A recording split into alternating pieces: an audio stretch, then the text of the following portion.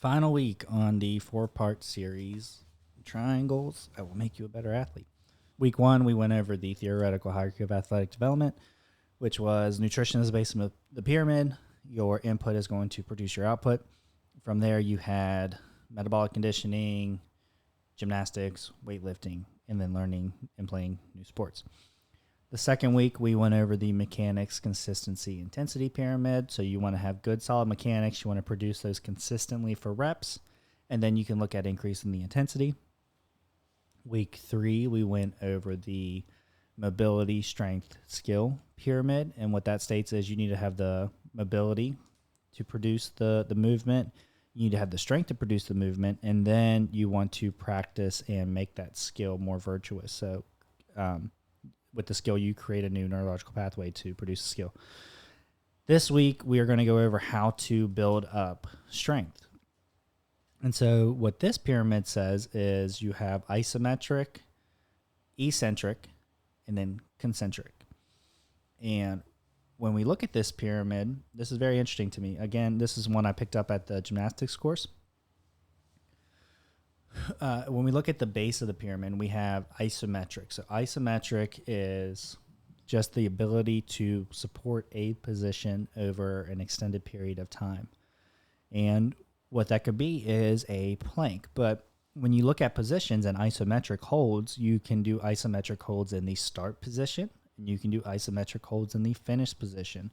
And you need to be able to do these actual isometric holds, otherwise your body's not able to support those positions. So an example would be the plank. And so what the plank is, it's the top of the push-up position.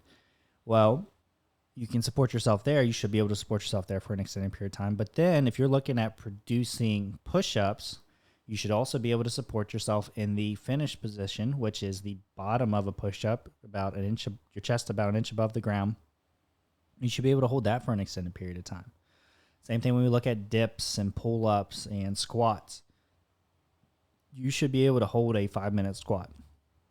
And when I say hold a 5-minute squat, I mean hip crease below the top of the knee, knees driving out, heels on the ground, toes on the ground, chest upright. If you can produce a 5-minute squat, you probably have good mobility and you have good strength. You can do the same thing for dips. Dips would be the top of the position, especially with the rings. You have good stability. And then the bottom of the position where the biceps are touching the rings and the chest is forward, we want to be able to isometric is just hold the position for an extended period of time, 30 seconds to a minute.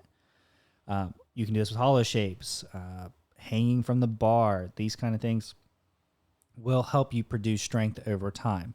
And so once you can isometrically hold the positions, then we can look at eccentric strength gaining. So what eccentric is, it's just a fancy word for negatives, and you hear me talk about this a lot, and Coach Matt does it now too. But if you can slowly perform a movement over time, and so I'm doing this to mimic like a pull-up. If you can slowly move through each piece, each shape of that movement, you are going to produce a really good movement.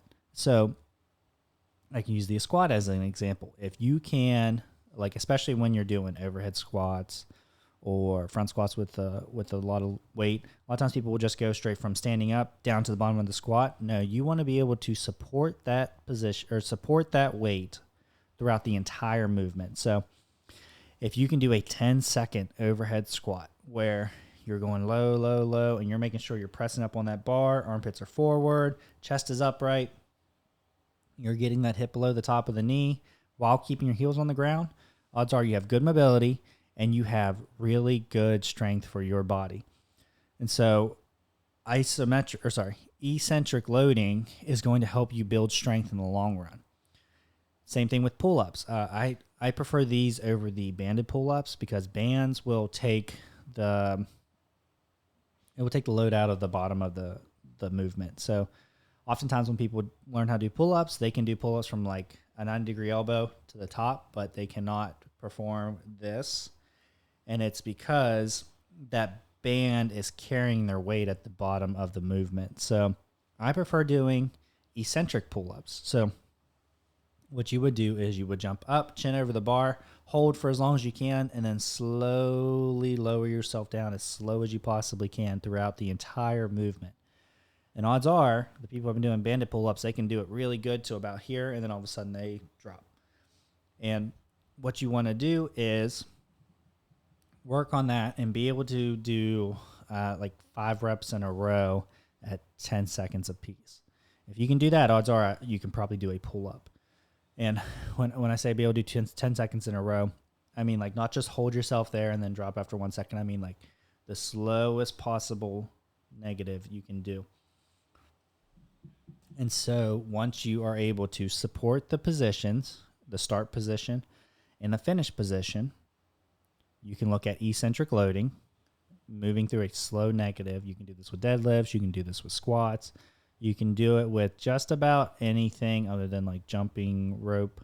I'm sure that someone's going to have examples for me, but you can do it with most of the movements that we perform in here. Anything body weight or weightlifting. If you can move slowly throughout the motion, it will build over time. So once you have the isometric piece down, you have the eccentric piece down, then you can look at the concentric piece, which is just muscle contracting. That is what most people focus on first, and that's why they get injured. So we've all seen that athlete who is freakishly strong. They can do a 200-pound clean, but if you ask them to squat that, they're up on their toes and they're holding on to it out here. And the problem is they did not work on the eccentric piece of it, the ability to actually squat with the weight. And so you want to be able to isometrically hold the positions and then eccentric loading, and then we can look at increasing the weight. So if you see this, these pyramids are building off of each other. This falls into line with the mechanics, consistency, intensity pyramid. It falls into line with the mobility, strength, skill pyramid. All of these pyramids, if you focus on these every day, it will make you a better athlete. It will improve your longevity. It will decrease your likelihood of injuries. So don't be afraid or don't worry about other people watching you in the gym, because odds are they don't give a shit. Nobody cares if you want to come in and just do body weight for today. I prefer that you do that over trying to go heavy and causing an injury. Because trust me, I am a walking billboard for doing that stupid shit. So focus on isometric holds first, eccentric loading, and then the actual movement, the concentric side of it, will produce results over time. So to wrap up these 4 pyramids, you have your theoretical hierarchy of athletic development. Nutrition is the base of the pyramid. What you put into your body is going to help you produce what you put out of your body.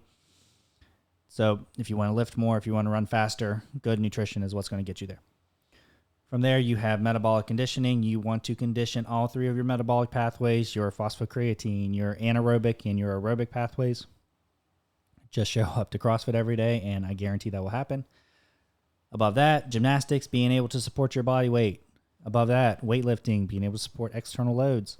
And then above that is learning and playing new sports, creating new neurological pathways for new skills. So from that pyramid, we have mechanics, consistency, intensity. You want to have good, solid mechanics, produce those consistently for reps, and then look at increasing the intensity, which can be increasing the weight, increasing the distance or range of motion, decreasing the time, or increasing the progression on the skill. And then from there, these 2 kind of go hand in hand. It's the mobility, strength, skill. So you need to have the mobility for the shape or the skill, the movement. You need to have the strength to support the movement. And then you can look at producing the skill over time, increasing the neurological pathway. And then isometric, eccentric, concentric, this is how you're going to gain strength. So isometric, be able to support the start and finish position of a shape or a movement. Eccentric, which is moving slowly through a negative of the movement, and then you can produce concentric strength, which is contracting to get to that finish shape of the movement. So any questions, shoot me an email. Hopefully you guys have listened to all 4 parts, picked up something, and we can see it in the gym. So